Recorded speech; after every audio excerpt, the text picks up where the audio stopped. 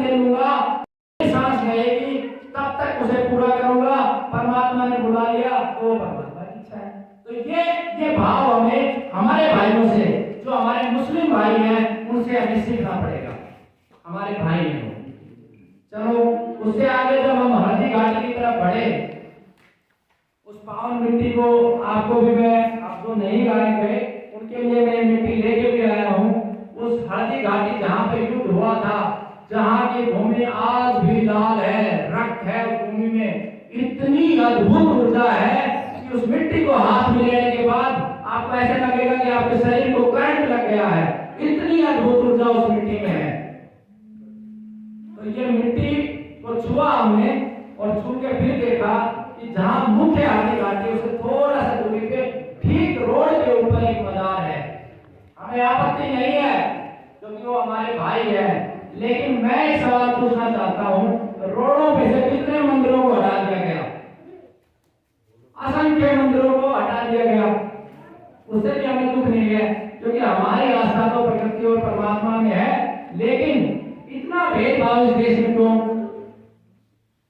ये बात आपको सोचनी पड़ेगी, क्योंकि मंदिर हटाना आप सहन कर जाओगे, लेकिन जब गोलियां टिकेंगी, गोलियां खाओगे, उस समय आपको पीड़ा होगी। मैं थोड़ा सा विषय से अलग आपको बता रहा हूं। तो वहां पे एक से एक योद्धा है, वहां पे एक योद्धा से मिले, मोहन जी उनका नाम है, हमारी मित्रता हुई। उन्होंने अपने व्यक्तिगत प्रयासों से महाराणा प्रताप का सरकार ने नहीं बनाया, उन्होंने अपने व्यक्तिगत प्रयासों से एक म्यूजियम बनाया।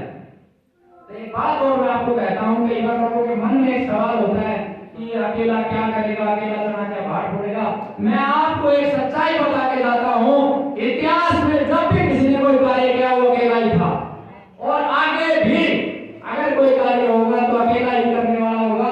पीछे पीछे लोग साथ देने के लिए खड़े होंगे, आपको खड़ा होना है।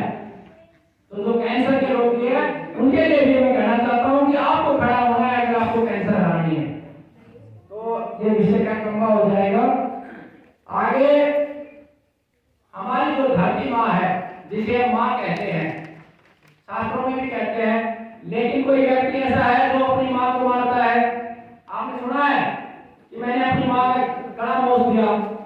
लगभग यहाँ पे बैठे हुए सभी लोग गला मोचते हैं अपनी माँ का। देखिए, इस प्रकृति में एक प्राणवान है, एक प्राणहीन है। जैसे पत्थर में प्राण नहीं है, लेकिन मिट्टी को माँ की संख्या क्यों दी गई? मिट्टी को माँ की संख्या इसलिए दी गई क्योंकि वो जीवित है, वो प्राणों के साथ है, और उसके प्राण वो सूक्ष्म जीव है जो कभी इस भारत माँ की मिट्टी में आज से 100 साल पहले 100 ग्राम मिट्टी में 1 करोड़ से ज्यादा जीव होते थे। यानी कि आप उनको देख नहीं सकते, लेकिन आप उसको लैब में चेक करवाते 100 ग्राम मिट्टी को, तो कितने जीव होते? 1 करोड़ से ज्यादा। अब हमने यूरिया, डीएपी और एक केमिकल आता है, पेस्टिसाइड बोलते हैं, अनेकों ये डाल के हमारी धरती माँ के जीवों को मारते मारते मारते कितने छोड़ा है? पूरे भारत की एवरेज 13,000 है। अब बताओ, कोई ऐसा व्यक्ति है यहाँ पे जिसने अपनी माँ को नहीं मारा हो? अगर ये संकल्प हम ले लें कि मैं भूखा मर जाऊंगा लेकिन मेरी माँ को नहीं मारूंगा, मरोगे नहीं, क्योंकि खाने से कोई जिंदा नहीं रहता। ये भरम है।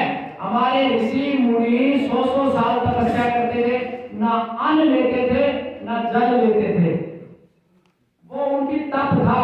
परमात्मा ने, प्रकृति ने जो 5 तत्व है, वो हवा से भी आपको नमी मिलती है, हवा से भी आपको ऊर्जा मिलती है, सूर्य देवता से भी आपको ऊर्जा मिलती है, लेकिन इस कार्य को कोई नहीं करेगा। लेकिन अपने आप को हिंदू हर कोई कहेगा। मैं उस किसान को जो अपनी धरती माँ में जहर नहीं डालता, ठीक परमात्मा की तरह देखता हूँ, और उस व्यक्ति को जो अपनी धरती माँ में जहर डालता है, ठीक राक्षस की तरह देखता हूँ। आपको मंदिर जाने की आवश्यकता नहीं है, जाइए, मैं मना नहीं करता, लेकिन अगर आप धर्म के मूल को समझे बगैर पूजा भी करते हैं, प्रार्थना भी करते हैं, तप भी करते हैं, तपस्या भी करते हैं, ध्यान भी लगाते हैं, आपको कभी कभी सुख नहीं मिलेगा। क्यों नहीं मिलेगा? एक मैं आपको उदाहरण देता हूँ। मान लो ये बाबा मेरे साथ बैठे हैं और मैं इनका बेटा हूँ। आप सब लोगों ने मिलकर मेरी हत्या कर दी, ठीक है? और उसके बाद मेरा स्टेचू खड़ा करके उस पर सबने माला चढ़ा दी, पैसे दे दिए, खूब सारे लोग कर दिए। क्या इस बाबा का आशीर्वाद कोई प्राप्त कर सकता है? कोई प्राप्त कर सकता है? या तो सो गए हो आप लोग, थोड़ा सा मेरा हौसला भी बढ़ाओ। तो एक बात बताओ, इस प्रकृति में जो 84 लाख जीव जंतु है, धरती है, वायु है, आकाश है, अग्नि है, पेड़ पौधे हैं, सारे वैज्ञानिक खड़े हो जाते हैं टेलीविजन का आविष्कार मैंने किया, कहते ना खनिज का आविष्कार मैंने किया, गाड़ी का आविष्कार मैंने किया। बोल जाओ हिंदू, सिख, मुस्लिम, ईसाई सब बोल जाओ, कोई तो एक इसका भी निर्माता है। नाम मैं कहता हूं, नाम पे मत जाओ, कोई तो इसका भी एक निर्माता है। अगर एक ही निर्माता है हम सब का, तो हम सब उसकी संतान है। कुत्ता भी उतना ही जरूरी है, बकरी भी उतनी जरूरी है, और मोर भी उतना ही जरूरी है। हाँ, कर्म के आधार पे मनुष्य सबसे सर्वश्रेष्ठ है, कर्म के आधार पे। ऐसा नहीं कि शरीर मनुष्य का मिल गया और कर्म हमारे जीवन से उत्कृष्ट है तो आप श्रेष्ठ नहीं हो। तो उस परमात्मा का जिसकी संतान को मैं मार रहा हूं, जिसकी संतान को आप मार रहे हो, क्या वो कभी आशीर्वाद देगा आपको? नहीं देगा। सच सच बताओ, क्या कभी देगा? आपके घर में सुख आएगा? तो फिर क्यों डालते हो? आपके सामने अभी तो ये सिचुएशन है कि हर गांव में 2-2, 3-3 कैंसर रोगी हुए। आज ये सिचुएशन है, मेरी बात झूठ नहीं निकलेगी, क्योंकि मैं बाबा जयराम दास जी की पावन धरा पे बैठा हूँ और मेरी ऊर्जा का स्रोत भी यही है। मंदिर नहीं जाता हूँ मेरे को 3-3, 4-4 महीने हो जाते हैं, लेकिन जहां मैं जो सोचता हूँ, परमात्मा की शक्ति में बताता हूँ आपको, जहां मैं जो सोचता हूँ वो सब होता है। ये शक्ति होती है परमात्मा की। और मैं आपको सच बोलता हूँ, मैं 1 मिनट भी, सिर्फ 1 मिनट भी कभी मैं ध्यान नहीं लगाता हूँ, ना मैं ओम का जाप करता हूँ, ना मैं किसी का भी जाप नहीं करता हूँ, क्योंकि मैं जब बैठता हूँ तो मुझे वो दर्शन कराता है चारों तरफ और मैं नहीं बैठ पाता। मेरी पत्नी के साथ बहुत बार झगड़ा भी होता है, पीछे मैंने, इनका भाव अलग है, इनका पूरा सम्मान है, लेकिन मैं वो कर ही नहीं पाता हूँ। तो आप एक बात देखिए, अगर परमात्मा नहीं होते, अगर ईश्वर नहीं होते, और कोई भी, आप परमात्मा को छोड़ दो, कोई भी महापुरुष ये कभी नहीं चाहेगा उसके आने वाली पीढ़ियां कर्म विहीन हो। उदाहरण के लिए, अगर मैं आज ही मर जाऊं और आप सब लोग मेरा एक स्टेचू लगा के और उसके आगे ओम कमलकांत नमाय, कमलकांत नमाय, गुरु जी नमाय करो, तो क्या मेरी आत्मा तृप्त हो जाएगी? तुम सब मुझे गद्दार नजर आओगे, तुम सब मुझे धोखेबाज नजर आओगे, क्योंकि मैं जो करना चाहता था वो अधूरा पड़ा है। ठीक इसी तरीके से आज समाज में हो रहा है। आप देखिए, जय ब्राह्मण, जय परशुराम, जय क्षत्रिय, जय महाराणा प्रताप। कौन है इनके हत्यारे? आप सब। महाराणा प्रताप के हत्यारे हम सब हैं, भगवान परशुराम के हत्यारे हम सब हैं। क्यों है? महाराणा प्रताप का जीवन हमें कुछ साथ देता है। क्या साथ देता है? कि अपने सामर्थ्य को बढ़ाओ, अपनी बुद्धि को बढ़ाओ, अपने संकल्प को बढ़ाओ, किसी के सामने घुटने मत टेको। आपको लड़ना है मातृभूमि के लिए, स्वाभिमान के लिए, प्रकृति के लिए। क्या आज कोई भी व्यक्ति ऐसा कर रहा है? अगर मैं कह दूं कि बीड़ी पीना छोड़ दो, आपका सामर्थ्य नष्ट होता है। अगर मैं कह दूं कि हुक्का पीना छोड़ दो, चाय पीना छोड़ दो, कोल्ड ड्रिंक पीना छोड़ दो, तो आपको ये लगेगा नहीं, इससे क्या महाराणा प्रताप का संबंध है? संबंध है।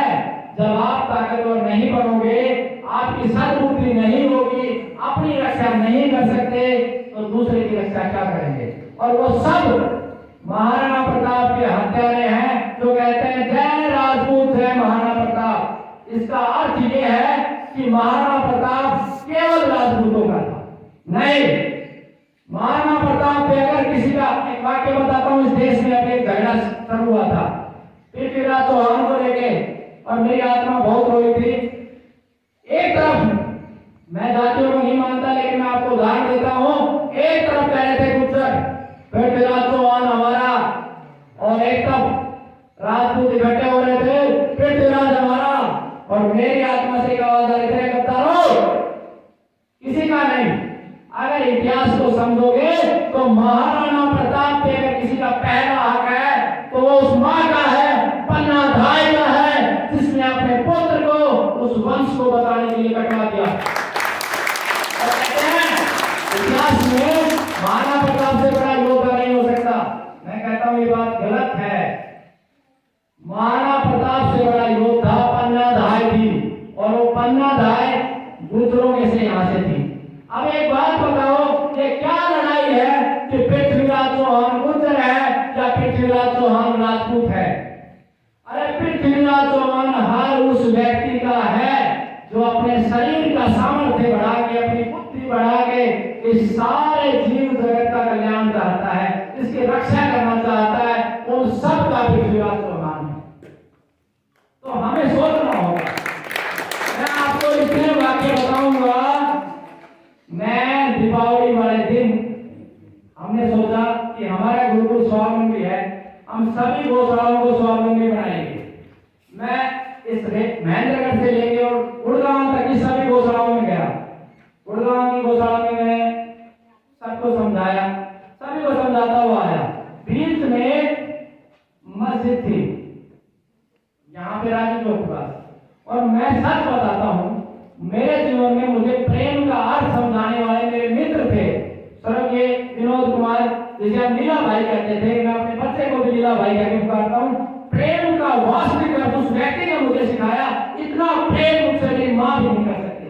मैंने अपने रिश्तों में देखा है कि मेरी माँ भी मुझसे नाराज होती है, मेरी पत्नी भी मुझसे नाराज होती है, लेकिन वो शख्स, मैं उसको चप्पल मारता था, मैं उसको जूते मारता था, वो हर रोज हम लैट्रिन करने जाते थे 3 किलोमीटर हर रोज। आप कल्पना करो, मैं बोलता नहीं था, मुझे दुख भी है, पता नहीं अब वो कहाँ है। मैं बोलता नहीं था, लेकिन वो हर रोज आता, और हम दोनों बिना बात करे लैट्रिन को 3 किलोमीटर जाते, 3 किलोमीटर जाते लैट्रिन करने, 3 किलोमीटर। और वो कंटिन्यू जब तक आता रहता, जब तक कि मैं बोलता नहीं। छोटी सी भी अगर वो गलती कर देता, उदाहरण में देता हूँ, मेरे मन की पीड़ा है।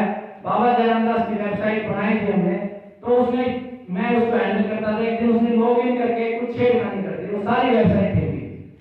अब मेरा स्वभाव बहुत गुस्से का रहा है। अब मुझे एहसास है मैंने जीवन में बहुत कुछ खोया है। अब मेरे को किसी से नफरत नहीं होती, किसी से नफरत नहीं होती। केवल उस व्यक्ति से मैं दूर हो जाता हूँ, या उस व्यक्ति से मैं कटता हूँ जो मेरे लक्ष्य में बाधा बनता है। फिर वो मेरी पत्नी हो, मेरी माँ हो, मेरा भाई हो, मेरा दोस्त हो, वो व्यक्ति मुझे एलर्जी हो जाती है। तो जैसे ही मैं, क्योंकि मैं नौकरी करता था, शनिवार को जैसे ही मैं आया तो आते उस व्यक्ति ने कहा भाई गलती हो गई, और मैं उस व्यक्ति से कभी माफी नहीं मांग पाया। मैंने उसके साथ इतने अत्याचार किए, मैं कभी उसे ये नहीं कह पाया कि भाई गलती हो गई। कभी कुर्सी मार देता था, कभी कुछ कर देता था। तो प्रेम का अर्थ उसने मुझे सिखाया, और नफरत का अर्थ मैं आपको सिखाता हूँ। तो जब मैं वहां से उस गौशाला से राजी चौक पहुंचा, तो उस मस्जिद में मैं और मेरे साथ ये छोटे छोटे योद्धा थे, हम उस मस्जिद में चले गए। इसलिए नहीं गए कि हमें, मैं सिर्फ ये चाहता हूं कि इस सृष्टि के सभी जो जीव हैं वो एक दूसरे को समान समझे। मतलब मनुष्य को कुत्ते को भी सम्मान की दृष्टि से देखना चाहिए। मैं ये चाहता हूँ कुत्ते का भी सम्मान हो, बकरी का भी सम्मान हो, मक्खी का भी सम्मान हो, मच्छर का भी सम्मान हो, सब समान है। तो इसी उद्देश्य से मैं उस मस्जिद के अंदर गया, मौलवी के पास गया, मैंने कुछ सवाल किया, उसने दरवाजा बंद कर दिया।